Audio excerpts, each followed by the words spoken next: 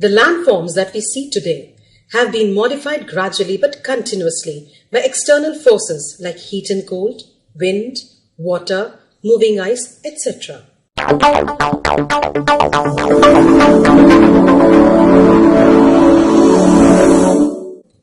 Today, we will see the effect of running water on various landforms. The Earth's surface receives water mainly from rainfall. A part of this water evaporates.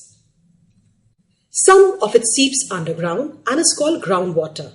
The water that remains on the surface of the earth is called surface water. Both surface water and groundwater acts as agents of erosion. Groundwater creates interesting features such as caves. Surface landforms are altered by flowing surface water, mainly rivers.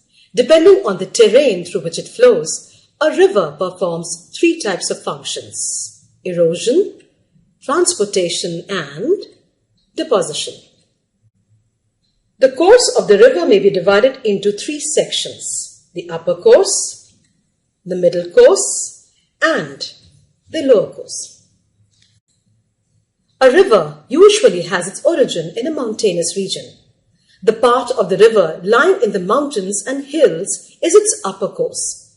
The river flows down a steep slope at a great speed, and its most important action in this stage is erosion.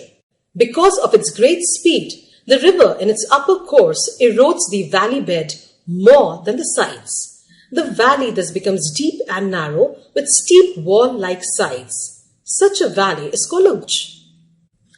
Large gorges are called canyons. The Grand Canyon of the Colorado River in the USA is a famous example of a canyon. A waterfall is formed when a river descends suddenly from a higher level to a lower level. It is generally formed at the edge of hard rocks lying on relatively soft rocks. The soft rock area becomes deeper as the soft rock gets eroded more than the hard rock. This creates a sudden drop in the river's bed. Here, the water rushes down almost vertically in the form of a waterfall. Angel Falls in Venezuela are the world's highest waterfalls. As the river leaves the mountains and enters the plains, its pace gets slowed by the gentler slope of the land, and thus it becomes difficult for the river to carry its load of rock fragments, and thus it starts depositing alluvium. The slow pace of river reduces the erosion of the valley bed, and side cutting becomes more prominent, and thus the valley broadens. Most tributaries join the river in the middle course.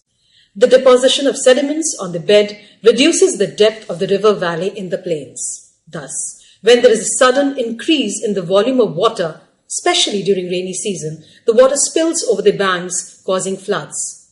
When the water recedes, it leaves behind alluvial deposits over large areas on both the sides of the river. This flat region formed by the alluvium deposited by the river is known as the floodplain of the river.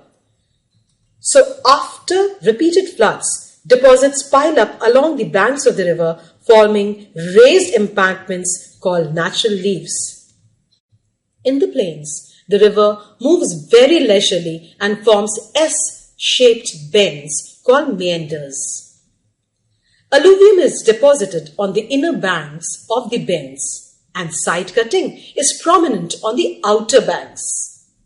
Side cutting may ultimately cause two bends to meet, forming a loop.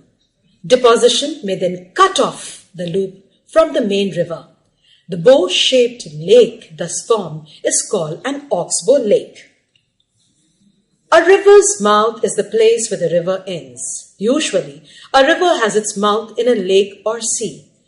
As a river approaches its mouth, the land becomes almost flat, and the river moves very slowly, and its main function now is that of deposition.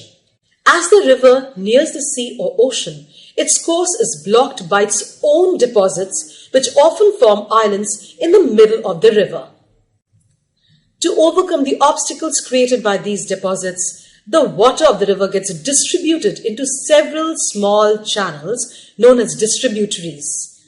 The distributaries redivide into smaller branches till the river finally enters the sea. This region near a river's mouth, comprising a network of distributaries, is called a delta. It is usually triangular in shape. The largest delta in the world is the Ganga-Brahmaputra Delta. Children, to know about winds, click on the link given below. Thank you.